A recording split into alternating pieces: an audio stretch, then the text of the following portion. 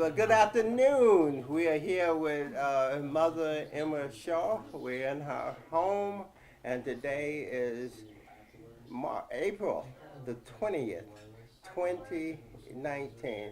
Mother Shaw, we're just so happy. 2015. We're so happy to have you here.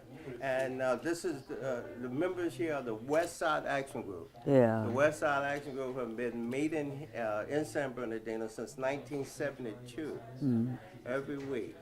And most of the things that you see positive, we've been involved in it. Yeah. And your children have been part of our lives. Your Yeah. grandchildren, and now your great-grandchildren. Yeah. And I don't know about any further down, but we're happy to be here. Where were you born? Where were you born? Tallulah, Louisiana. Calhoun? Tallulah. Tallulah, Louisiana. And when did you leave there, and how did you get to San Bernardino? Well, we see now. Can I have the radio turned on? My husband was working in Tallulah at a mill place, and he got a call. 'Cause we had been there for years, had a big farm and cows and chickens and hogs and everything. Only thing we had to buy was flour and sugar. We raised everything else. Wow. And I had a sister. My mother, she used to cook for the railroad guys. And I was her baby in a box. And she called her sister and asked her, would she take me? 'Cause she couldn't cook and food with the baby. So she told her yes. So her sister raised me. Your sister? No, my mother's Okay, sister. good. Yeah, she raised me up until I got married. And we had a horrible, horrible time. And when I was going to school, the bus would pass by with the white kids in it. Nigger, nigger, nigger, nigger, nigger. Look at that nigger, look at that nigger. And the bus driver would slash water on us. We was on our way to a church where we went to school. We couldn't go to school in the schoolhouses like they was going. And we couldn't go in the cafes to eat. They'd give it to us out the door if we wanted it. Couldn't go to the bathroom, couldn't go nowhere inside. So we had it bad there with the white people because they didn't like the niggers. I know y'all learned of the raid they had and who all got killed, and we was in a horrible place. So one day, my husband got a call. Well, no, I married, 'cause I did something that, well... Tell us about it.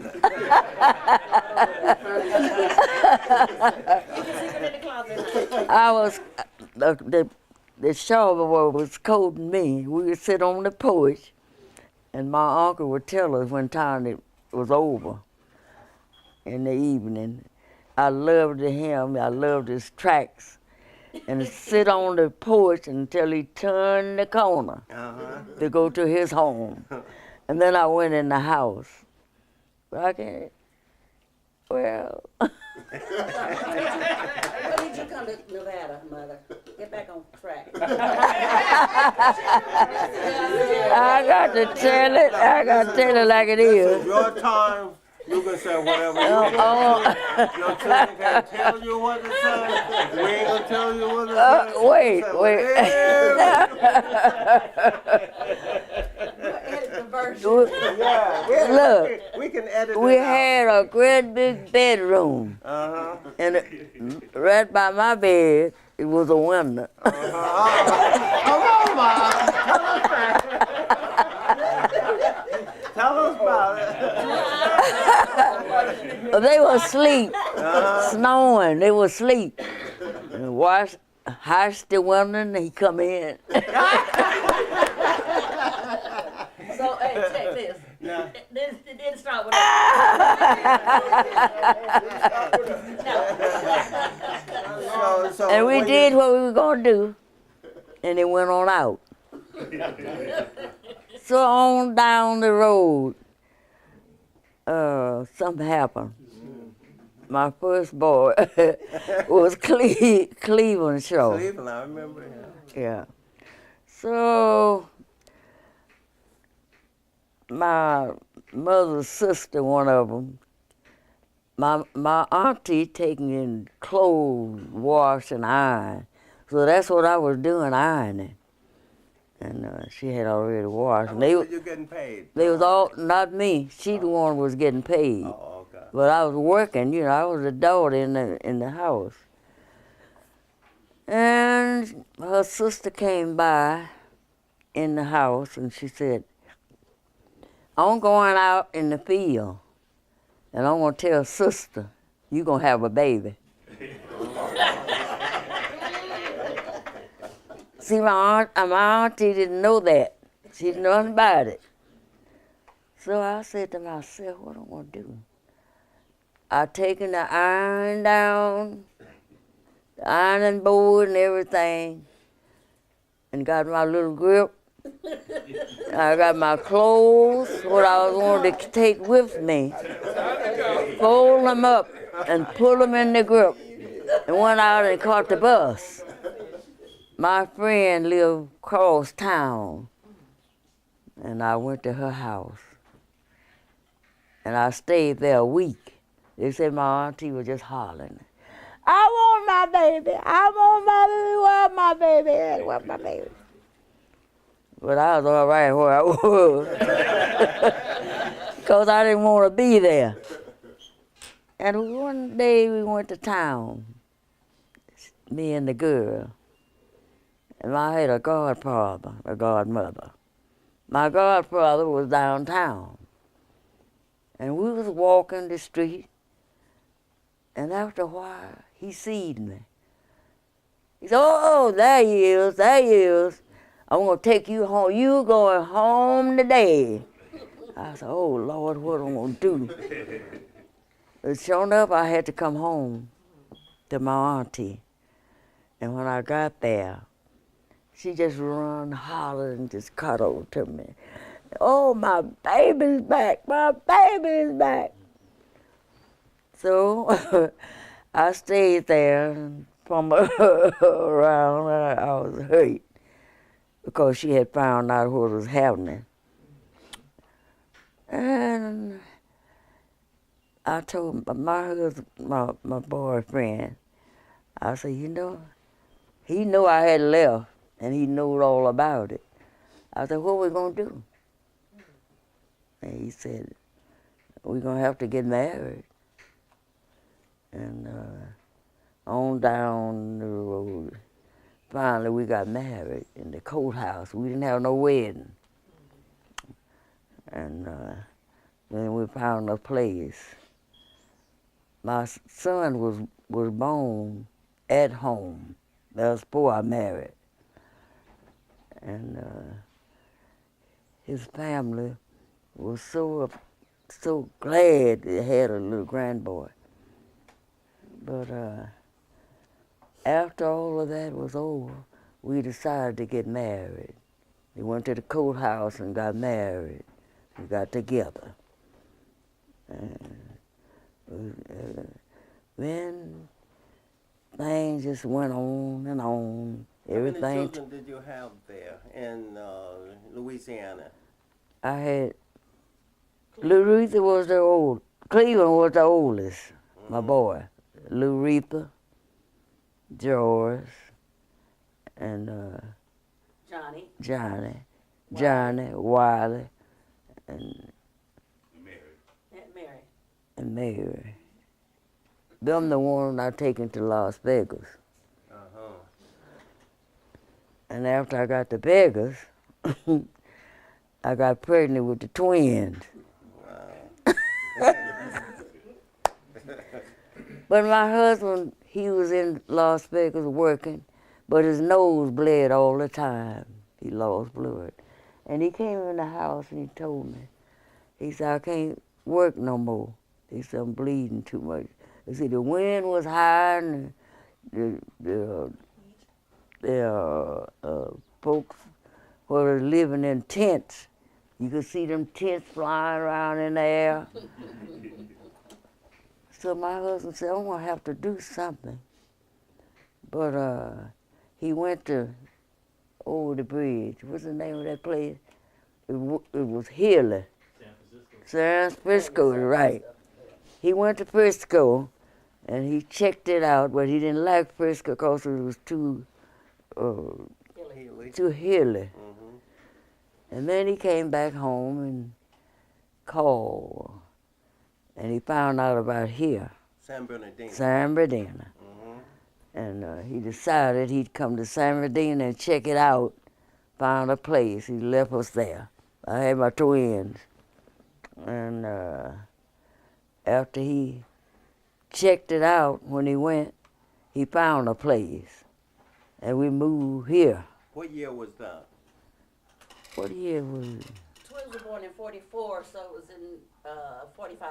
45. Mhm. And did you join the church when you came here? Oh, yeah. Which church did you join? A Baptist church. New Hope. New Hope Baptist. New Now, Hope. a lot of people joined Temple at that time, Yeah. and they had moved from Las Vegas. Uh-huh. Why did you join New Hope and not Temple? 'Cause- Where I go? Because we met Reverend Campbell. Oh, man. Uh-huh. That's right. That was my pastor, Reverend Campbell. And after that, I joined, I got in touch with Ella Pugh, Holiness. Mm-hmm. And he had a tent on baseline before you crossed the road. And I visited that meeting. Because, see, now, I really wasn't living like I was supposed to have been living. I hear you. I was drinking a little beer.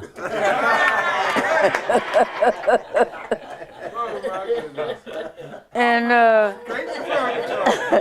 you know, in Holiness Church, you don't drink no nothing. You don't supposed to.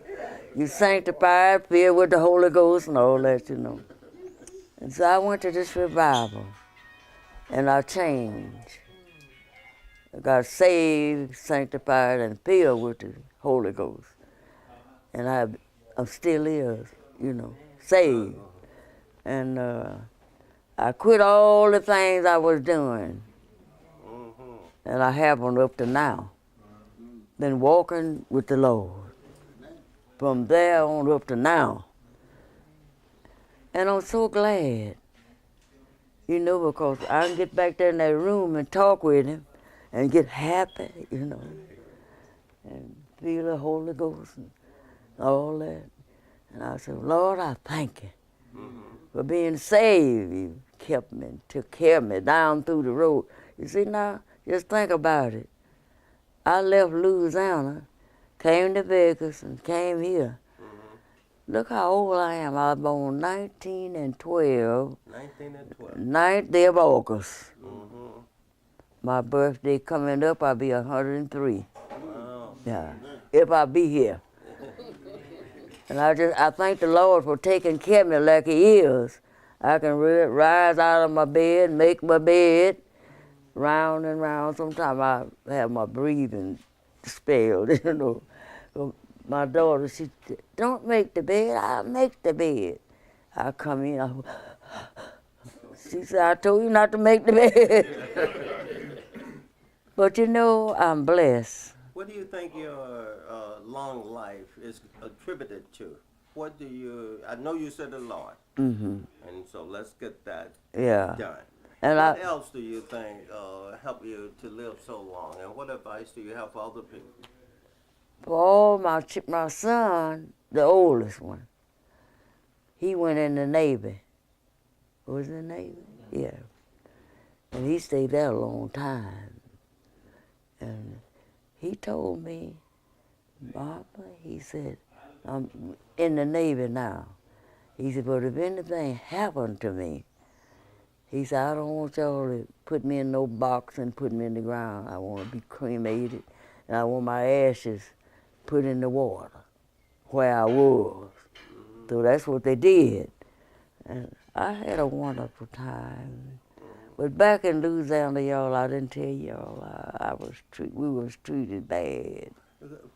One question. What do you think attributed to your long life? I really want to get this down. Mm-hmm. I want you to tell us what made you live so long, because many people don't live this long. And that's what I asked the Lord. I said, Lord, you's keeping me here for something, and I thank you, and I want to know why, because all my people were gone.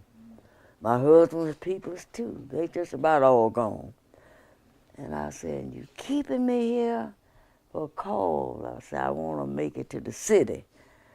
Because I have read the scripture where you won't have to cry no more. You don't have to worry about nothing. Peace and joy. And that's what I want. Peace and joy. And the Lord have been so good to me. And I said, I wonder why. But he kept me here for a cause. I went in my bathroom one Saturday morning, closing the door, and a loud voice came out.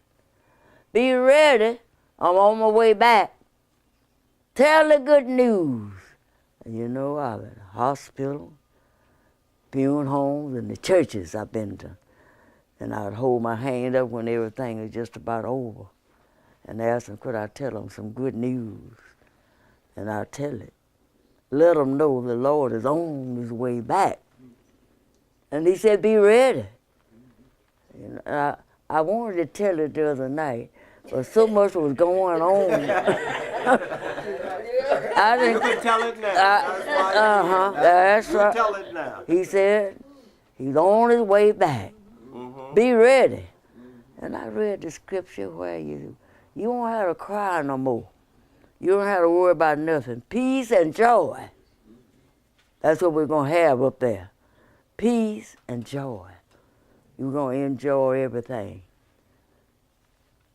Mother, can you tell them what kind of food did you eat? Yeah. What did you do to make yourself live as long as you've lived? Because you're not a big person. No, I cooked my own food. Do you grow your food? We had fields of everything. Didn't have to buy. I had a cow, I milk. Got my butter, milk, I already had that. Hogs, chickens. You just had everything around us. That was in Louisiana. That was back in Louisiana. How about here? Because you've been here since 44, That's 45. right. I've been here. But you know, the Lord made a way for us to have money to buy the stuff that we had to have. See, I had a lot of children to feed. And my husband would tell me, Emma, he said, let's cook and invite the kids over and feed the kids. This is before he passed away. That's before he passed away. Yeah. Now, what was his name? George Shaw. George Shaw. Yeah, That's Daddy right. was the first barber in San Bernardino. Oh, he was? Oh, yeah. He cut hair at home. So when he our came home. here, he worked as a barber. Yes. He didn't work in And he construction. did construction work. Yeah, He did that's he did right. cut hair on weekends. Uh-huh. And what are some of the projects Can we that take he a minute? worked on? Can we take a minute? Yeah. She's not Yeah. here. Yeah, do it. Okay. What project, building project? Was it housing, was it Norton, Housing, was it housing? and there was a couple of buildings downtown that he worked on.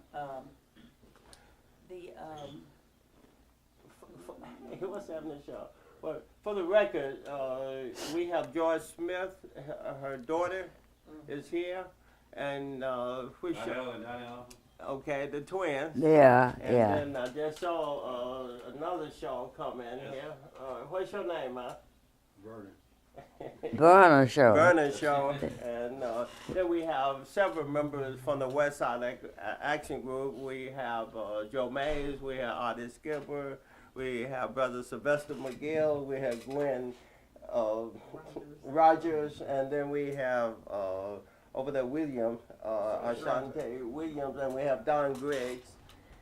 And I think that's who are here. Oh, and we have the cameraman. Yeah. Huh? I'm invisible. Go ahead. He's invisible. Okay. Yeah, go ahead. Yeah, I want you to. Okay, I think that mother worked up until she was in her 80s, doing housework Okay. for people over on the 80. Huh?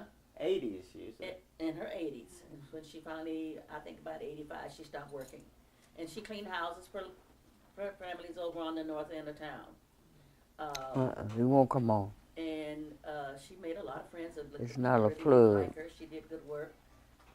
And she cooked 3 meals a day for us. Breakfast, While lunch, she was working. while she was working.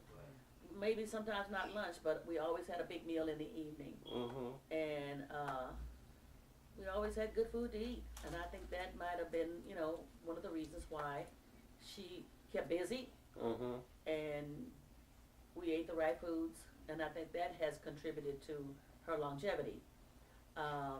Mother missed some kids that she didn't name. After we moved to San Bernardino, Byron was born here, Vernon was born here, and Valerie was born here. Oh, okay. Mm-hmm. Presently, Valerie lives in Las Vegas. The rest of us all here. All of you here. Yeah. And how many have passed on? 3. 3 have passed out of how Cleveland, out of 11. many? Okay. Cleveland, the oldest boy, Laretha, the oldest daughter, and Johnny Hawkshaw. Uh-huh. Okay. Can we do this? Yeah. Let's question her later because she doesn't have a mic on her. Okay. So let's get this information, this first, and then we can come Then we back can to come and get her. Mm-hmm. Okay. All right. So we're going back to you. What advice do you have for young people today? There's a lot of things going on. Oh, yeah. Young people. And when they come in my home, Yes. I tell them the call I got now. This is new. I said, I want y'all to, when you come in here, don't have your pants down here. I said, I want y'all to fix your clothes on you nice. I said, you know what? Time running out. You hear all the killing and all that going on? I want y'all to get your life together. And be young men, dressed nice. And I had one staying here. I got him straight. And I give him money, got money to give him to buy clothes to work in. He working now. He don't stay here at night. He on his job. And I said, you need to get saved. The Lord is on the way back. Think about it. And you dress like he is and doing the things you're doing, you won't make it to the city. I said, it's a land where you won't grow. Peace and joy. That's where I'm going. And I want y'all to go too. So I talk to them, I tell them. And then when I go out and I meet somebody, and there's a lot of them, I tell them, the Lord on his way back. And he said, be ready. We don't know when he's coming. He didn't say when he was coming. He said, but be ready, because we don't know when he's coming. And I'm ready. I told him I had already packed. I got everything in order. Everything. I don't get nothing out of order. Right. And I know how to treat people. Right. And that's another thing. When I see him and a guy that come here hungry, I say, you want something to eat? I got some food in there. Sometimes there's some of them didn't have nothing to eat, didn't have no breakfast. I'd feed them. Mm-hmm. He said, feed the hungry. We got to be really understanding about that. I love the Lord because can't nobody do you like him. He been so good to me down through the years up until right now. And when I get up in the morning, I just thank him. Thank you. Because he's all I got. and I want to go back with him when he come. I don't have to cry no more. I have cried so much. No more crying, no more worry, no more nothing. Peace and joy. That's in the city that he have prepared for us. God is real. Can't nobody do you like it. But let me say this. We have a gift for you from the West Side Action Group, a gift. Yeah. But before I go there, I want to ask you, you were talking about Louisiana, and it was rough, and it was hard. Yeah, It was it was segregated, hard. and the white people was bad. Did you say that, or these are my Oh, words? they was bad. They were bad. Look, How did that? what the lady name that we get on the bus? Uh-huh. You can't sit in the front. You had to go in the back.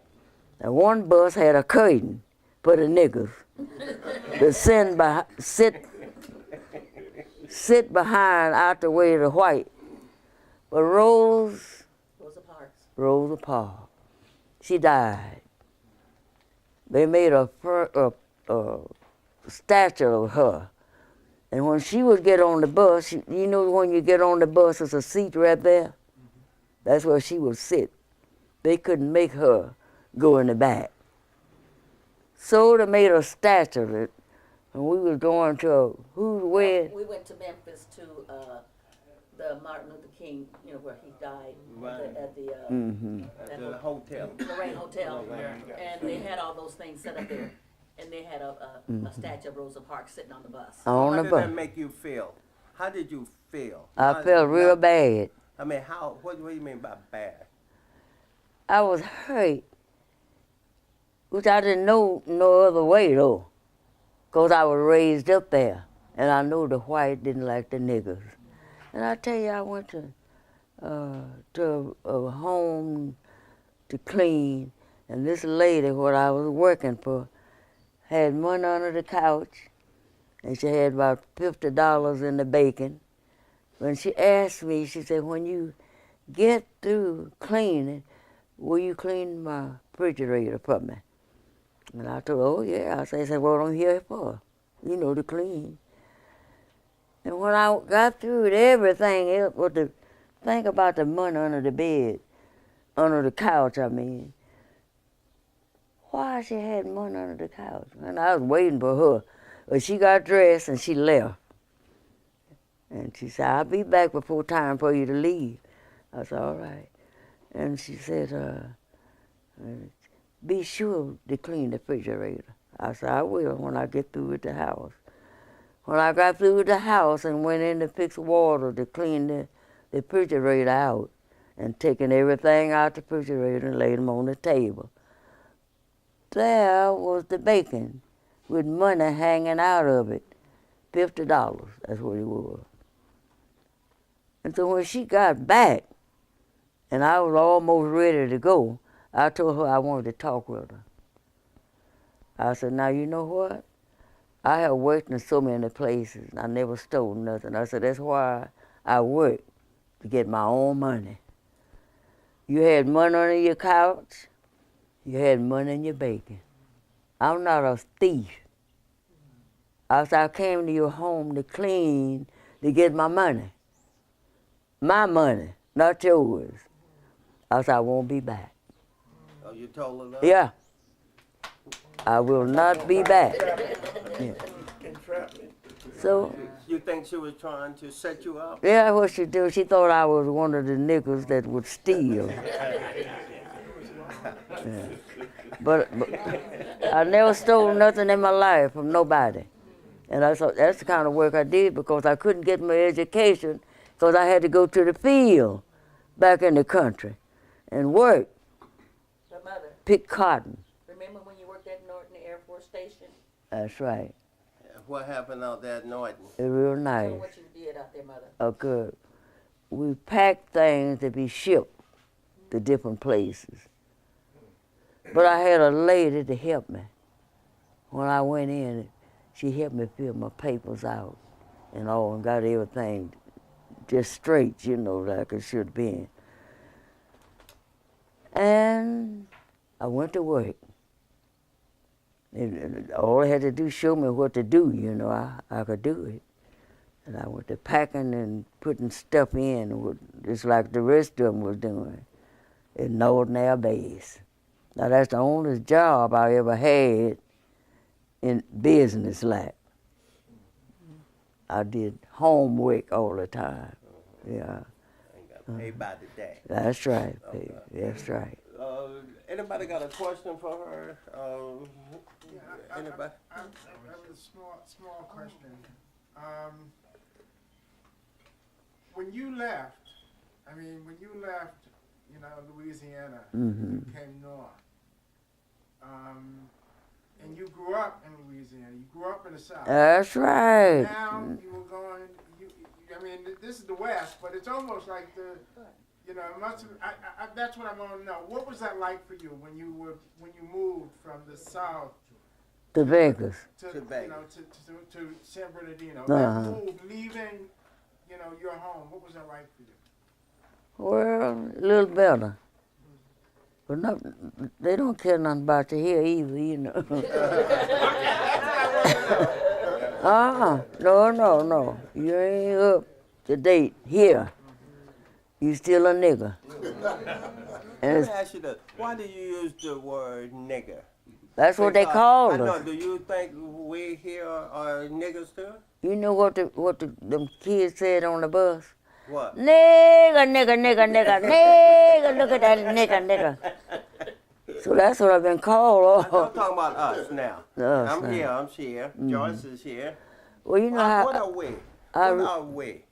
I- What are we that's sitting in this house now? Nigger. Because I don't look at myself. We're niggas too. What's the other word, Mother? You have to tell me don't want to hear Everybody. that. You don't want to hear that. My daddy would not allow us to use that word. No, Right. no, he didn't. He would not. We get a whipping if we use that word. Mm-hmm. He never let us. But she used it often, and I'm just wondering, I want to get this on tape because this is a key word in our history. Yeah. And I'm wondering, you know more than we know. I'm a lot more than you're about 35 and 40 years older than I am. Yeah. So you know a lot more than I Oh, do. yeah. So I'm wondering what that word really mean to you, and it still means something to you. Oh, yeah, it today. do. So I want to know what that is. I really want to know what it means. It hurt. It hurts. It hurt. It's a hurting word. That's right. That's right. Because a lot It's of not a good word. it's not a good word. It hurt. All right. Yeah. Anybody else? You have a question for Brother Muhammad? Or? Your transportation, your mode of transportation from the South to Las Vegas, was it bus, train, or No, car? he rented a truck, or we had to move Yes, ma'am. to Las Vegas. And he got a truck, and that's how we went to Las Vegas. We had to turn the truck back in, you know. But that's how we got to Vegas. And we got to Vegas and got a house. Give it to Randy when you get through with it.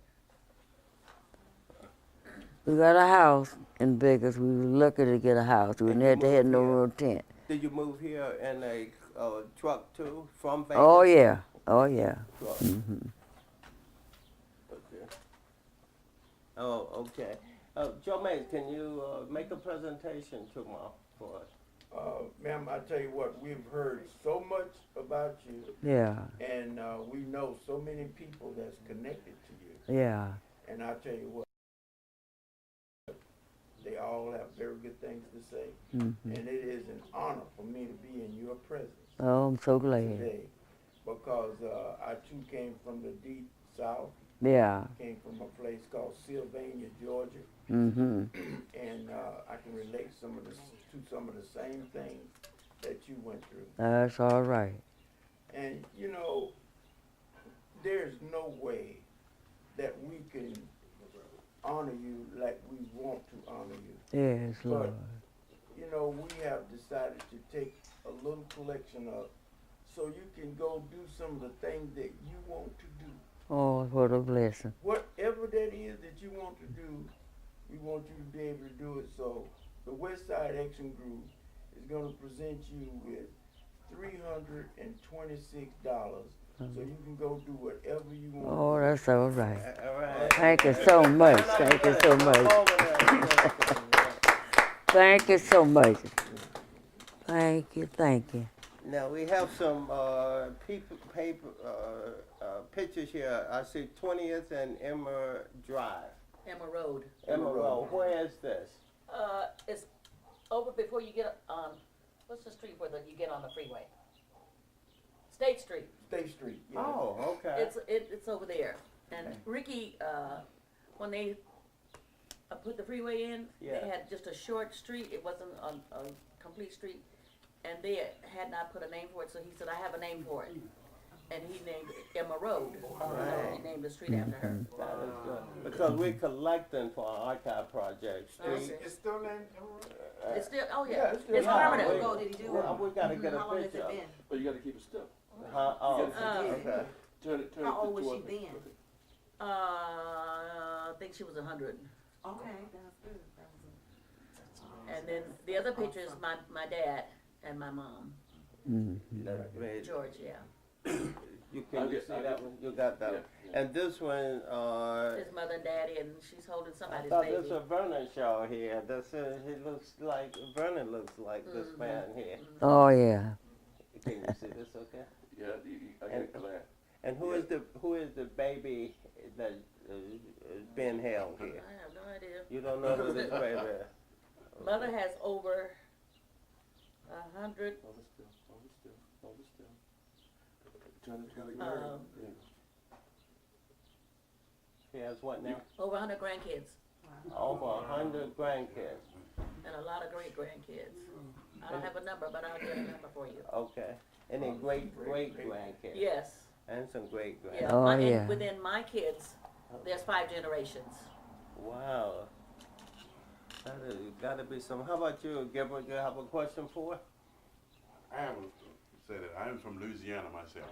Yes, And I've indeed. seen some of those things that years ago, we used to go up to the whites, watch them play football, and we used to lay rocks on the side of the road. But Mm-hmm. when they come back, they would throw rocks at us, and we run to Ace Powell and go back to them. My Lord. And we had to pass with a lot of schools. Yes, A lot of yes. schools. But I gave it this here, I always think you've been an angel in your life. Mm-hmm. And I want to give it as an angel here as a gift. Thank you so much. Oh, look at That that. is Look at nice. there. That is so Don't pretty. that look nice? It looks fitting for her. Anybody, Don? That's the second president of the West Side Action Group is here. You came in the 70s. 60s. I'm talking about as WAG president. Yeah. 70. Early Okay. Do you 70s. have a question for Mama Shaw? Not really, but I will say that I've been acquainted with the family since I've been in the city. Yeah. One of my good friends was Johnny.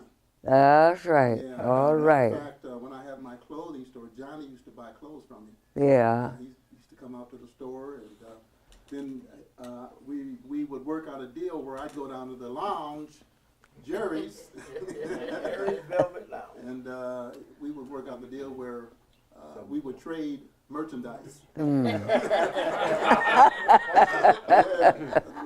So he was a good friend, and again I think I mentioned that my son-in-law, Yeah. Derek Matthews, Oh, yeah. who's of course related to the family, That's right. married to my daughter. So I'm familiar with most of your family, and Joyce and I have been friends for. Long time. Oh yeah, thank you, Joyce. Oh, yeah. I've been through it. Gwen. Okay. This is Reverend Gwen Rogers. Hi. Now, do you believe in women preaching?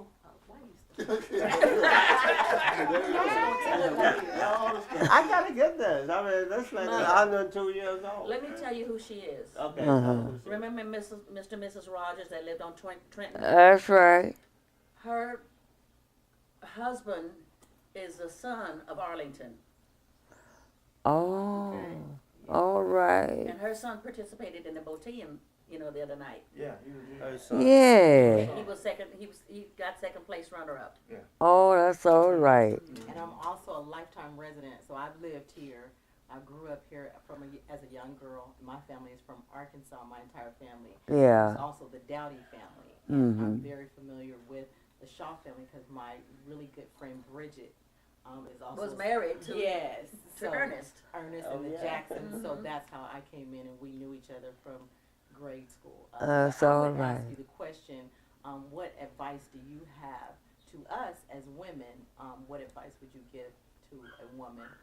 You know, I never thought about that. I always would go and hear what they got to say. Well, I- that's his question about preaching. I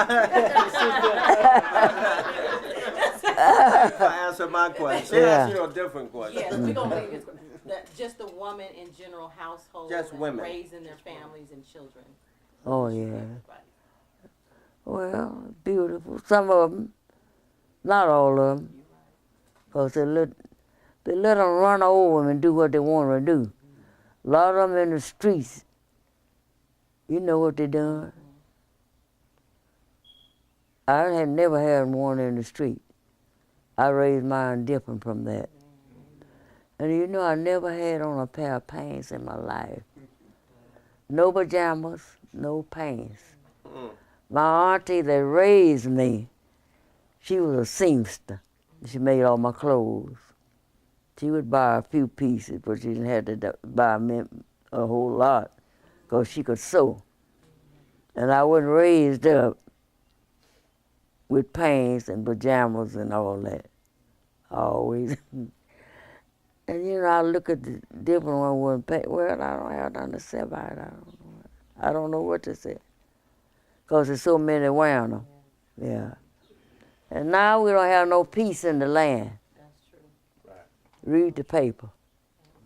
Killing, killing, killing. I never heard so much. Did y'all see the man was shooting, running? Yeah, running away. It's bad. We living in the last days. He living the last days. He said on the way back. I wrote it down. All right. I wrote it down. Way back. On his way back. Tell the good news. Now, you know I can't help but to tell it. Oh, I wanted to get up to Saturday night so bad. I wanted to tell it. All those people. You know what? I wish you had it done. Yes, But you I know, really do. I wish you had did it. she's on Facebook. So she'd have told everybody, and everybody tells somebody else, so it's out there. But what I wanted to say was, we missed one job that Mother had. When the Orange Show used to be in full swing, Mother worked at the Orange Show. Yeah, I worked at And the Orange she Show. worked in the reception room, and she served orange juice and cakes. And you know, they used to have the baking contest, and they would bake cakes with some kind of orange in it, either juice or the icing or whatever. And they would serve the cake to the dignitaries that came to the Orange Show, and Mother was in charge of doing that.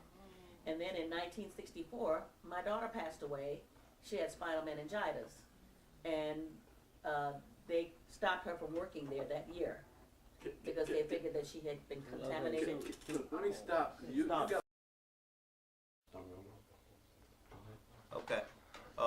Now we want to talk to Joyce Smith Shaw. And you are which child in the order, the pecking order? I am the third oldest. Oh, you're the third oldest. And I'll just like to say this as a disclaimer. Between the time I divorced and the time I got married, Joyce provided me a room in her house so I could save up some of my ducats. And I'll never forget that because that was a big help for me. And you don't know. You were charging, but it wasn't like having to rent a whole house or that. So thank you for that. But what can you tell us about your mom that's significant? I think really the significant thing is first of all, the fact that she's lived as long as she have. Secondly, that she's raised 11 children, and I've only lost 3. When we were growing up, Mother really wasn't the one that gave us orders. Daddy gave us orders. Daddy was a disciplinarian, and we could not stay out late. If we had a boyfriend, they had to come to the house, and they could only stay for until 10 o'clock. At 10 o'clock, Daddy walked in the room in his shorts and undershirt. It's time to go. He meant that. But Daddy was always a good provider. He was a construction worker for the most of his years. Like I said before, on Saturdays and Friday evenings and Saturdays, he cut hair all day long. Where? Well, when we moved here to San Bernardino, we lived on Stoddard Avenue. Okay. That's about 2 blocks from the Orange Show. And from there, we lived in Waterman Gardens. And from there, Waterman Gardens, we moved here. Okay. But this, his first house that he owned, this house right here. Yes. And what year was that? Phew, about 1962, I believe. So He were these purchased new his house. houses at that time? No, they were not developed? new. It was a okay. white community. Okay. And they were moving out, just like every other community. When you move, blacks move in, they move out. But he cut hair on weekends, and that was to supplement his income. And like I said, we never had a want for anything, and he was always very good to his kids. Whatever we asked for, we got, in spite of the fact that we didn't have a lot of money. I went to Pacific High School, and I graduated from Pacific, and my dad made sure that I had everything that I needed. And I went to Valley College for 1 year, dropped out, got married, moved to Los Angeles, and I stayed in Santa Monica for about 2 years and came back to San Bernardino, and went back to school again. And Daddy always wanted me to go to college, so I went to college. I went to Valley College, got my AA degree, and I went to Redlands University, got my bachelor's degree and my master's degree. Oh, okay. Then the other children graduated from college. No. You're the only I'm one the that only one. graduated from college. Now, how about the grandchildren? My college. grandson, Jeff, For your That- daughters? my her daughter- I'm talking about her grandkids. yeah, Jeff, Uh-huh. he went to the one I mentioned this morning. He went to Kentucky State, and he has his bachelor's degree in criminal justice. My granddaughter, Maya, went to Phoenix University, That's her great-granddaughter. great-granddaughter. Uh-huh. Her Barbara Ann's granddaughter just recently graduated from Spelman, and she now is going to dental school. My Johnny's son, Johnny, lives in Las Vegas. He has his master's degree, and he is a minister, and he works in some. He's an administrator in a hotel in Las Vegas. And now we're going to ask you about minister. I know Vernon is a minister. Vernon is a minister. Wiley is a minister, and Wiley followed in his dad's footsteps. He lived in Seattle, and he was a barber. Uh-huh. Oh. He was a licensed barber, yeah. And then he moved back here, and he got involved with the church, and he's a minister. Mother's grandson, Dante, who participated in the Botillion about 10, 15 years ago, he's a minister. Mm. Vernon is a minister. Right. Who else? I think that's it. Okay. So Vernon also fed the homeless and Oh yeah, he does that. They, some of the things she was saying, she would feed Yeah. people if they were Right, hungry. right. Did he get that from mom? I think so. Dante, who's her grandson, who went to He gives. I mean, he feeds. he feeds the hungry, and hungry. every weekend he goes down to he picks bag lunches and takes them to where all the homeless people Yeah, live, yeah. That's what Vernon did. I don't know if he still does it, but no, he did. but that. Dante now is doing that. So you think we got that from Mother. Mom? When we lived on Stoddard, right in back of our house was a creek. You know that creek that runs through Meadowbrook Park? And the valley And front, then Joe. and it goes all the way through the Orange Show. I can't remember the name of it. But when we were living on Stoddard, the hobos always lived on the creek. They'd always knock on our door and ask for food. Mother fed all of them. And even though we didn't have a lot, she always was able to feed them. And I think that's where the boys got that from. Right. Anybody got a question for George? Any question for George? Yeah. Well, because did you say, you said earlier you were the child that did all the education, but the other siblings of yours did not? No. What inspired you to come back and complete? I know you said your father, but was that the main thing? No, I think I used to work with my mom when she would work with people on the North End. And Mrs. Engel, who was the daughter of one of the Harris Company guys, I used to work for her. I babysit for her. And I really liked the way her lifestyle. And I said, I want that. I'm going to have that. And she lived on Parkside. Now, I live right off of Valencia in the same area, in Arrowhead Country Club. So, I made my dream come true. So that's the reason you joined the socialites? Or why did you get involved with the socialites? I like the idea that what they were doing with the young people. And I knew some of the members, and they invited me to join their group. I'm also a member of Phi Delta Kappa sorority. Joyce Payne is our bacillus. I'm also a member of I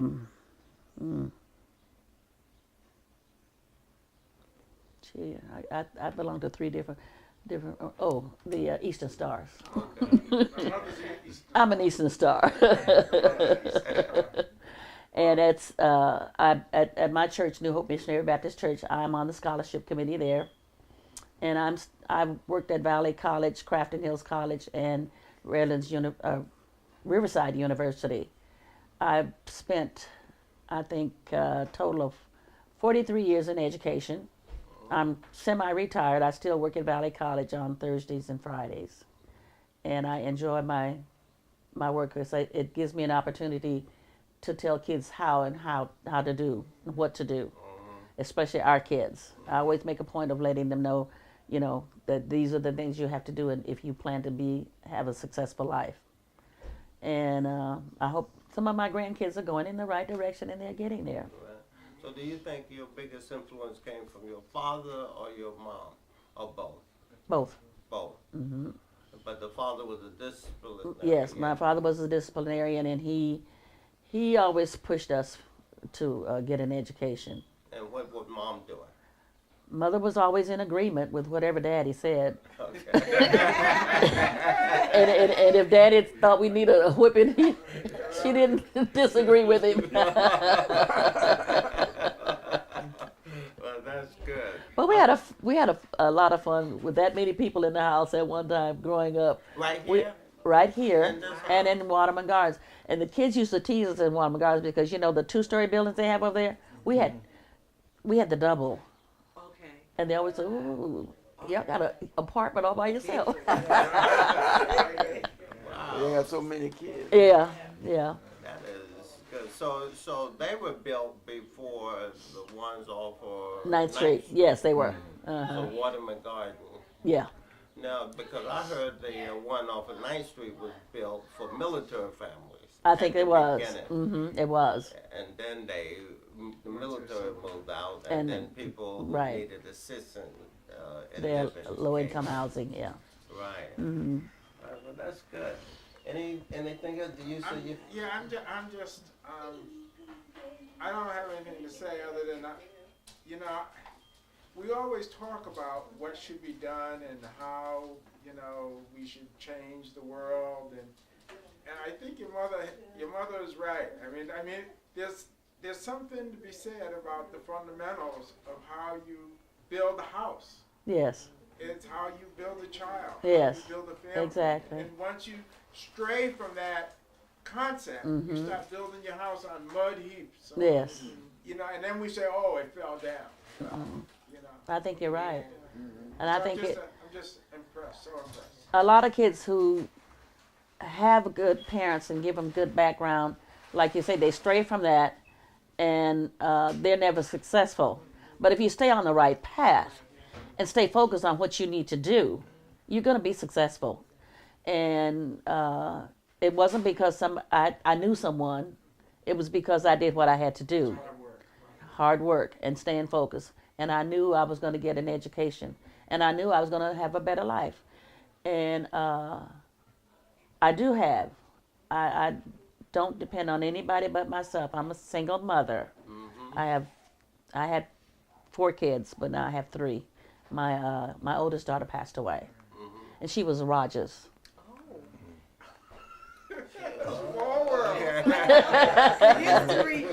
Okay.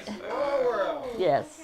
Well, again, you had something for Joyce? Yeah, you know, I wanted to ask you a question, Joyce. I know you are familiar with the Valley College and where all our kids attended to go to school to better their education and everything. And I noticed that the enrollment as far as black children is very low for some reason in our colleges. And I was just wondering if you can expound on that and tell us from your viewpoint what might be the cause of that. You know, in the beginning, we had a lot of kids going to Valley College. We had a great football team. There were a lot of activities going on. And I think since we've lost a lot of that, that was one of the things that I think that kept the kids there.